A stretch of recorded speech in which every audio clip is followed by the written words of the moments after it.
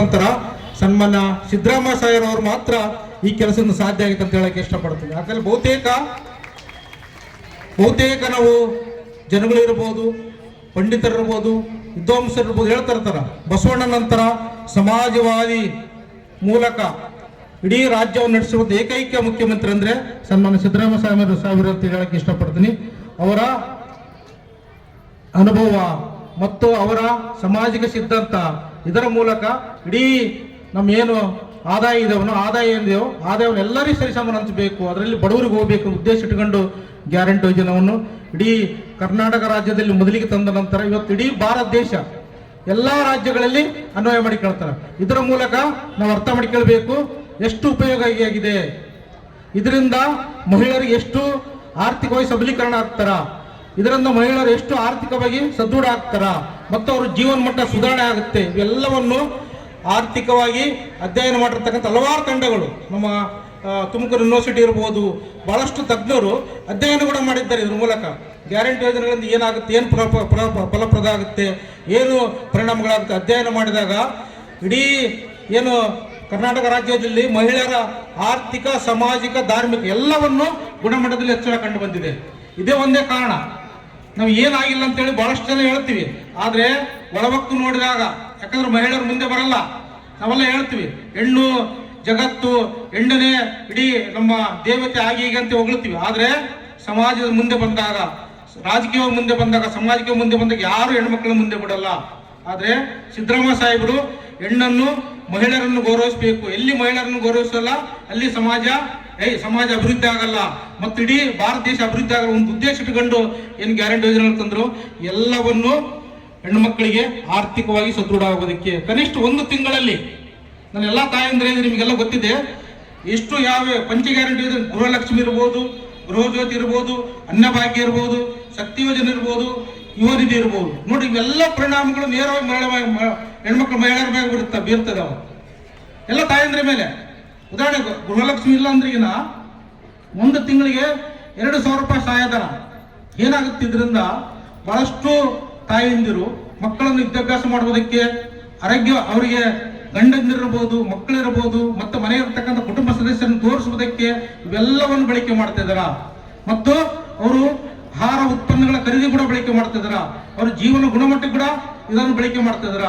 ಮತ್ತು ಉಳಿತಾಯದ ಗುಣದಲ್ಲಿ ಕೂಡ ನೋಡಿ, ಇಡೀ ಭಾರತ ದೇಶದಲ್ಲಿ ಅತ್ಯಂತ ಹೆಚ್ಚು ಮಹಿಳೆಯರಲ್ಲಿ ಖಾತೆ ಹೊಡೆದರು ನಮ್ಮ ದೇಶದಲ್ಲಿ. ಅದಕ್ಕೋಸ್ಕರ ಇತ್ತೀಚೆಗೆ ಘನ ಸರ್ಕಾರ ಕೂಡ ಒಂದು ಮಹಿಳಾ ಬ್ಯಾಂಕ್ ಅನ್ನು ಓಪನ್ ಮಾಡ್ಬೇಕಂತೇಳಿ ಉದ್ದೇಶ ಇಟ್ಕೊಂಡು ಇತ್ತೀಚೆಗೆ ಓಪನ್ ಮಾಡಿದ್ರು. ಅದೇ ಒಂದು ಗೃಹ ಜ್ಯೋತಿ ಕೂಡ ಅಷ್ಟೇ, ಒಂದು 200 ಯೂನಿಟ್. ಇದ್ರ ಮೂಲಕ ಸಣ್ಣದಾಗಿರ್ತಕ್ಕಂಥ ಕೊಡುಗೆ ಇರ್ಬೋದು, ಕನಿಷ್ಠ 1,000 ರೂಪಾಯಿ. 700 ಯೂನಿಟ್ ಅಂದ್ರೆ 1,000 ರೂಪಾಯಿ ಉಳಿತಾಯ ಆಗುತ್ತೆ. ಆ ಕರೆಂಟ್ ಉಳಿತಾಯದಿಂದ ಏನಾಗುತ್ತೆ, ಮತ್ತೆ ಮಹಿಳೆಯರಿಗೆ ಜೋಬಿನಲ್ಲಿ ಹಣಕಾಸು ಇರ್ತದೆ. ಇದು ಸಹ ಅನ್ನಭಾಗ್ಯ ಯೋಜನೆ. ಇದರಲ್ಲಿ ನೋಡಿ, ಹಸಿವು ಯಾರಿಗೆ ಗೊತ್ತಾಗುತ್ತೆ ಅಂದ್ರೆಗಿನ್ನ ಯಾರು ಹಸಿವಿನಿಂದ ಕಂಗೆಟ್ಟಿರ್ತಾರೋ, ಹಸಿವಿನಿಂದ ಯಾರು ಮಾಡ್ತಾರೋ ಅವ್ರು ಮಾತ್ರ ಅನ್ನಭಾಗ್ಯ ಯೋಜನೆ ಬಗ್ಗೆ ಗೊತ್ತಿರುತ್ತೆ, ಅದರ ಪರಿಣಾಮಗಳು ಗೊತ್ತಿರ್ತದೆ. ಅಂತ ಒಂದು ಅನ್ನಭಾಗ್ಯ ಯೋಜನೆಯಿಂದ ಬಹಳಷ್ಟು ಬಡವರು ಇವತ್ತು ಬದುಕ್ತಿದಾರ, ಒಳ್ಳೆ ಊಟ ಮಾಡ್ತಿದಾರ. ಬಹಳಷ್ಟು ಜನ ಶ್ರೀಮಂತರು ಸಹ, ಬೇರೆ ಬೇರೆ ಕಾಯಿಲೆ ಇರತಕ್ಕಂಥ ಶ್ರೀಮಂತರು ಕೂಡ ಅನ್ನಭಾಗ್ಯ ಯೋಜನೆಯನ್ನು ಬಳಕೆ ಮಾಡ್ತಿದ್ದಾರೆ. ಅಂದ್ರೆ ಎಷ್ಟು ಅದು ಗುಣಮಟ್ಟ ಇದೆ ಅಂತ ನೀವು ಅರ್ಥ ಮಾಡಿಕೊಳ್ಳಿ. ಒಂದೊಂದು ವಿಜಯ ಕನ್ನಡ ಪೇಪರ್ ನೋಡಿದ್ ನಾನು, ಅದ್ರ ಗುಣಮಟ್ಟದ ಬಗ್ಗೆ ಒಂದು ಲೇಖನ ಬರೆದಿದ್ರು ನಮ್ಮ ಇಲ್ಲಿರ್ತಕ್ಕಂಥ ಒಬ್ಬ ಪತ್ರಕರ್ತರು. ಅಷ್ಟೊಂದು ಗುಣಮಟ್ಟ ಇರ್ತಕ್ಕಂಥ ಅಕ್ಕಿ ಅನ್ನಭಾಗ್ಯ ಯೋಜನೆ ಮೂಲಕ ನಿಮಗೆಲ್ಲ ಸರಬರಾಜು ಆಗ್ತದೆ. ಹಸಿವಿನಿಂದ ನಾವೆಲ್ಲ ಇವತ್ತು ಹೊರಗಡೆ ಬಂದಿದ್ದೇವೆ, ಒಳ್ಳೆ ಊಟ ಮಾಡ್ತಿದ್ದೇವೆ, ನಮ್ಮ ಮಕ್ಕಳಿಗೆ ಒಳ್ಳೆ ಊಟ ಸಿಗುತ್ತೆ. ಇಂಥ ಒಂದು ಯೋಜನೆಯನ್ನು ಸಹ ನಾವು ನೋಡಬಹುದು. ಶಕ್ತಿ ಯೋಜನೆ ನಾವೆಲ್ಲ ಬಸ್ನಲ್ಲಿ ಹೋದಾಗ ಬಹಳಷ್ಟು ಜನ ಅನ್ಕೊಳ್ತೀವಿ, ನಾವು ಏನಂತ ಅನ್ಕೊಂತೀವಿ ಅಂದ್ರೆ ಎಲ್ಲ ಮಹಿಳೆಯರು ಇರ್ತಾರಪ್ಪ ಅಂದ್ರೆ.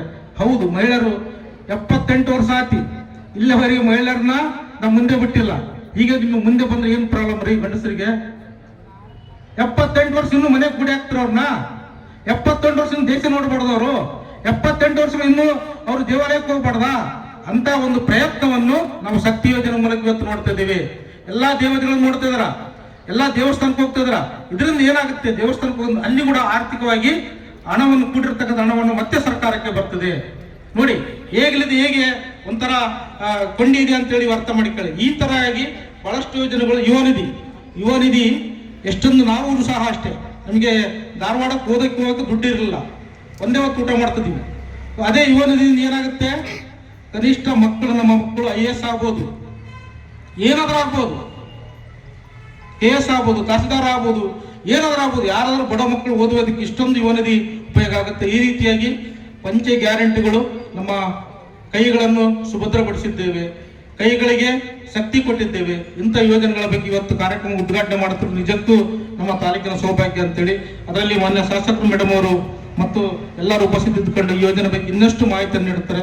ಅದಕ್ಕೆ ಕಾರಣ ಮತ್ತೊಮ್ಮೆ ಎಲ್ಲರಿಗೆ ನಾನು ಇದು ಯೋಜನೆ ಬಗ್ಗೆ ತಂದಿರತಕ್ಕಂಥ ಯೋಜನೆ ಬಗ್ಗೆ ಮತ್ತೊಂದು ಶ್ಲಾಘಿಸುತ್ತಾ ನನ್ನ ಮಾತನ್ನು ಜೈ ಹಿಂದ್ ಜೈ ಕರ್ನಾಟಕ. ಗ್ಯಾರಂಟಿ ಯೋಜನೆಗಳು, ಗ್ಯಾರಂಟಿ ಕರ್ನಾಟಕ ರಾಜ್ಯದ ನಿರ್ಮಾಣ